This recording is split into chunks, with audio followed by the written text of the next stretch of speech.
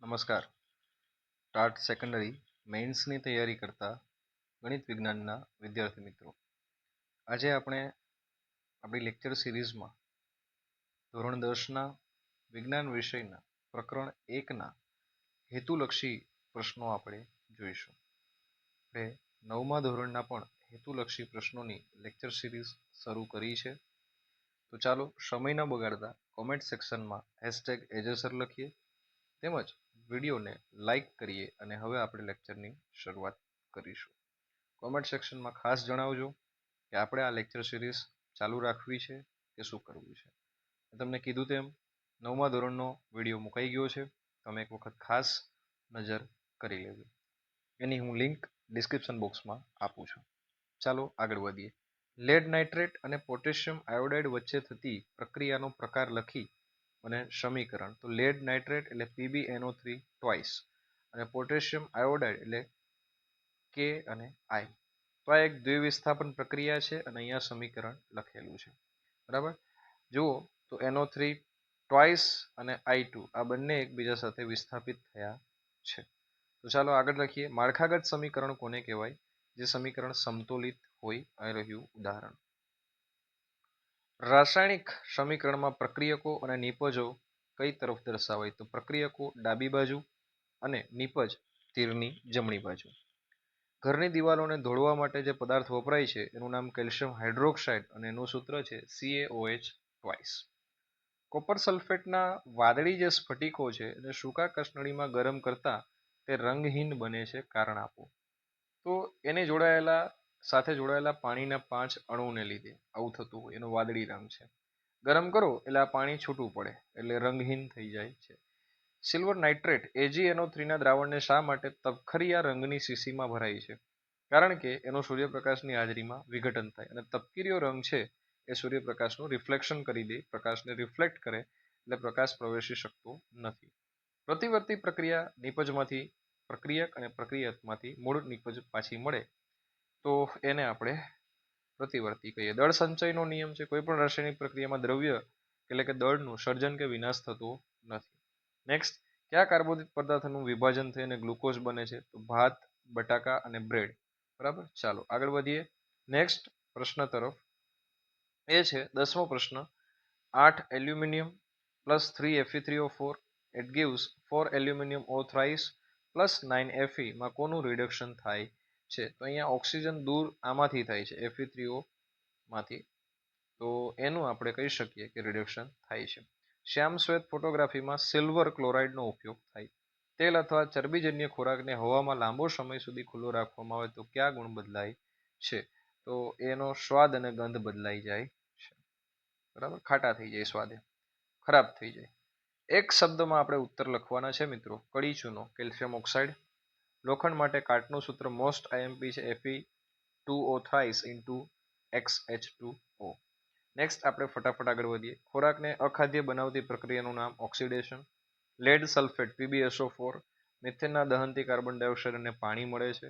પાણીના વિદ્યુત વિઘટન એટલે કે વિદ્યુત વિભાજનથી અનુક્રમે H2 અને O2 બંને ગેસ મળે છે. એનું કદ પ્રમાણ 2:1 છે. મેગ્નેશિયમની પટ્ટીને હવામાં સળગતા કયા રંગની? સફેદ. રાસાયણિક પ્રક્રિયા દરમિયાન ઉદ્ભવતા અદ્રાવ્ય પદાર્થને અવક્ષેપ કહેવામાં આવે છે.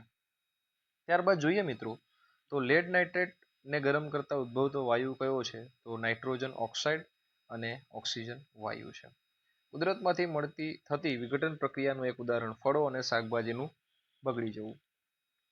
અહીંયા રિપીટેડ છે. શ્વેત શ્યામ ફોટોગ્રાફીમાં ઉપયોગમાં લેવાતા એક રસાયણનું નામ છે સિલ્વર બ્રોમાઇડ AgBr. બેરિયમ સલ્ફેટમાં કયા આયનો રહે છે? Ba+ અને SO4 2-. કડી ચૂનાનો ઉપયોગ સિમેન્ટની બનાવટમાં. એક ઉપયોગ કીધો છે, નહીતર ઘણા બધા છે.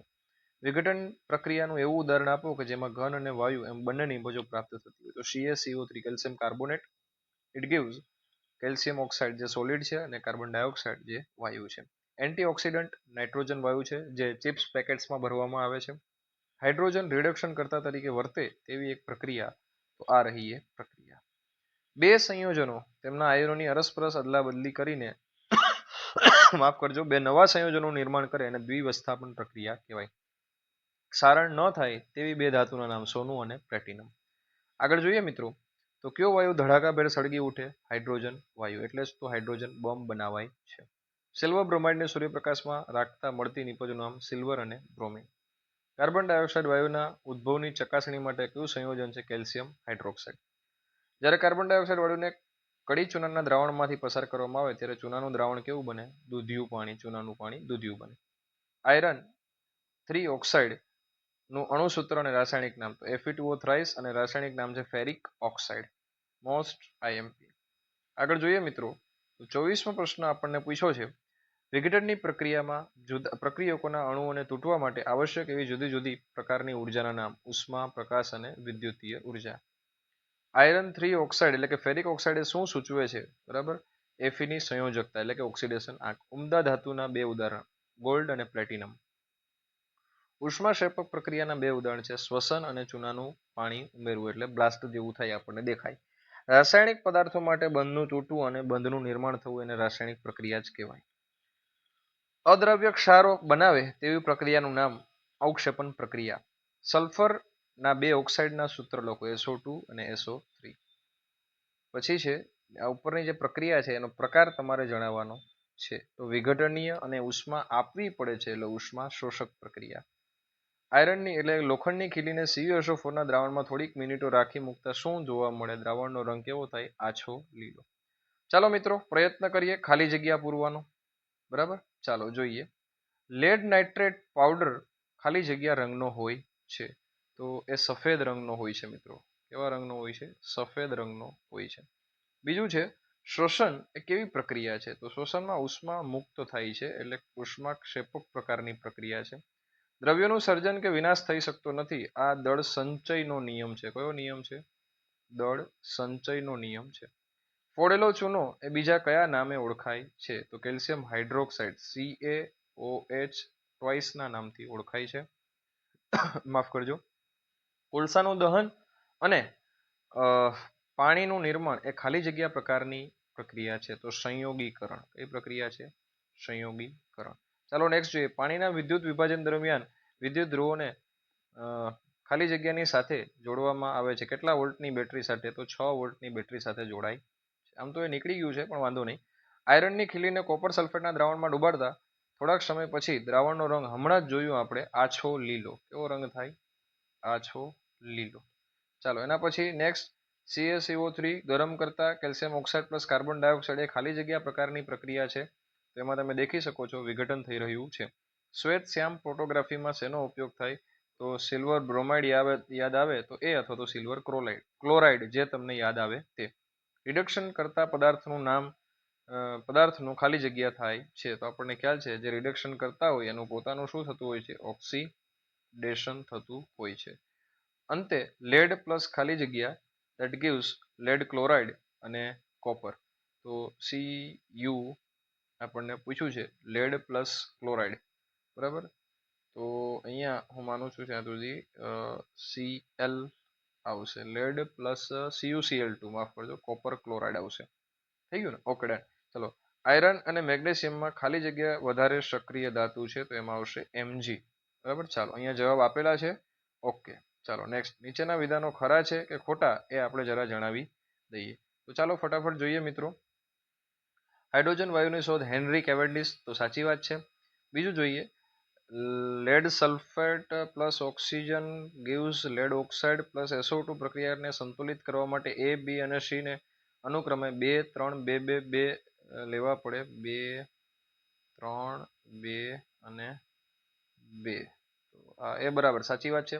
ચાલો નેક્સ્ટ. ત્રીજું જોઈએ, ઓક્સિડેશન કરતા પદાર્થનું ઓક્સિડેશન થાય છે. ખોટી વાત, એનું રિડક્શન થાય. નેક્સ્ટ ચોથો પ્રશ્ન છે, રિડક્શન કરતા પદાર્થ H2 આપે અથવા તો O2 મેળવે છે. સાચી વાત. MnO4 gives MnO2 plus MnO. Oxidation કરતા અને રિડક્શન કરતા એમ બંને તરીકે વર્તે છે. સાચી વાત છે. Fe plus CuSO4 gives FeSO4 માં Cu માં પ્લસ કોપરમાં Fe ઓક્સિડેશન કરતા તરીકે વર્તે છે. ના, દેખીતી રીતે વર્તતું નથી. કેલ્શિયમ કાર્બોનેટને ગરમ કરવાની પ્રક્રિયા એ ઉષ્મા શોષકની પ્રક્રિયા છે, તો સાચી વાત છે. ગરમ કરવું એટલે ઉષ્મા આપવી. આઠમું જોઈએ, તો 3Mg plus N2 gives Mg. 3N2 માં Mg ઓક્સિડેશન અનુભવે છે. સાચી વાત. ચાલો 9મો પ્રશ્ન જોઈએ. રેડોક્સ પ્રક્રિયામાં ઓક્સિડેશન રિડક્શન થતું નથી. હવે તો થાય એટલે તો એને રેડોક્સ કહેવાય. વિઘટન પ્રક્રિયામાં એકલ પ્રક્રિયામાંથી બે કે વધુ નિપજો મળે છે, તો સાચી વાત છે. અવક્ષેપણ પ્રક્રિયામાં પ્રાપ્ત થતો અવક્ષેપ પાણીમાં દ્રાવ્ય હોય છે, ખોટી વાત, દ્રાવ્ય હોતો નથી. ખોરાપણા દરમિયાન પદાર્થમાં સ્વાદ અને સુગંધ બદલાય છે, સાચી વાત. પોટેશિયમ આયોડાઇડનો રંગ નારંગી ભૂખરો હોય છે, સાચી વાત. ના, એનો નારંગી ના ભૂખરો, ઓકે ડન, ખોટી વાત છે. 14મો પ્રશ્ન. ઝીંક ટુકડાની મંદ HCl સાથે પ્રક્રિયા થતા H2 વાયુ મળે છે. હા, ચાલો નેક્સ્ટ. 15મો પ્રશ્ન આપણે જોઈએ મિત્રો. તો Mg ખૂબ જ નિષ્ક્રિય ધાતુ છે, ખોટી વાત, સક્રિય ધાતુ છે. નેક્સ્ટ 16મો પ્રશ્ન. કેલ્શિયમ હાઇડ્રોક્સાઇડને ચૂનાનું નીતર્યું પાણી પણ કહેવાય, સાચી વાત. કુદરતી વાયુનું દહન એ ઉષ્માક્ષેપક પ્રક્રિયા, સાચી વાત. 18મો પ્રશ્ન. પાણીના વિદ્યુત વિભાજન દરમિયાન વિદ્યુત ધ્રુવો ઉપર મળતા H2 અને વાયુનું કદથી પ્રમાણ 2:1 હોય છે, 2:1 હોય છે, ખોટું છે. ચાલો નેક્સ્ટ 19મો પ્રશ્ન જોઈ લઈએ. જવાબ એ આવી ગયા હવે તો. Na2SO4 plus BaCl2 gives BaSO4 plus sodium chloride એ દ્વિવિસ્થાપન પ્રક્રિયા નથી, ખોટી વાત છે. દ્વિવિસ્થાપન જ થઈ રહ્યું છે, દેખાય છે. MgO plus H2 gives Mg plus H2O એ ઓક્સિડેશન નહીં, રિડક્શન પ્રક્રિયા છે ભાઈ. ચાલો જોડકા જોડો. હવે એના જવાબ અહીંયા આપેલા છે એટલે એમાં આપણે ખાસ નીચેની ખાલી જગ્યાઓ પૂર્ણ કરીશું આપણે. ચાલો ફટાફટ, બરાબર. ચાલો જોડકામાં હું ટાઈમ એટલા માટે વેસ્ટ નથી કરતો કે ઓલરેડી જવાબ તમારી સામે દેખાઈ રહ્યા છે, તમે એક વખત પ્રેક્ટિસ કરજો. ચાલો આપણે પ્રક્રિયા પૂર્ણ કરીએ. Fe plus CuSO4, તો FeSO4 અને પ્લસ તમને મળશે Cu. ચાલો બીજા નંબરની potassium sulphate plus barium bromide, તો એનાથી મળશે barium sulphate two potassium bromide વત્તા બેરિયમ સલ્ફેટ, ચાલો BaSO4. લેડ નાઇટ્રેટ વત્તા પોટેશિયમ આયોડાઇડ થી મળશે PbI2, લેડ આયોડાઇડ વત્તા મળશે 2KNO3. Zn પ્લસ HCl જે આપેલું છે એમાં zinc plus Cl2, sorry ZnCl2 અને H2 મળશે, ZnCl2 અને H2, ZnCl2 વત્તા H2. 6ઠ્ઠો નંબર મોસ્ટ ઇમ્પોર્ટન્ટ છે, યાદ રાખજો. ગ્લુકોઝ મળશે. ચાલો એટલે ગ્લુકોઝ મળશે, ઓક્સિજન મળશે અને પાણી મળશે. પ્રમાણ ખાસ યાદ રાખજો. ગ્લુકોઝ, અહીંયા ગ્લુકોઝ, પાણી અને અહીંયા મળશે ઓક્સિજન. આગળ પાછળ લખશો તો વાંધો નહીં આવે.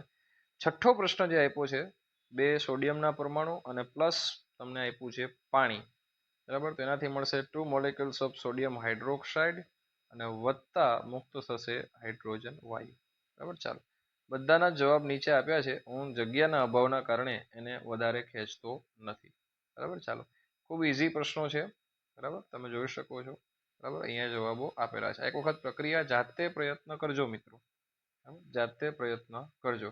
અમુક આઈએમપી પ્રક્રિયાઓ જેમ મેં ટીક કરી છે અહીંયા ફરી પાછો હું ટીક કરી દઉં છું અમુક આઈએમપી પ્રક્રિયાઓ જે છે તે, બરાબર. એટલે એને ખાસ તમારે જોઈ લેવી જોઈએ. જે મેં રાઈટ કરી છે એ બધી પ્રક્રિયાઓ આઈએમપી છે, એને વખત ખાસ જોઈ લેજો.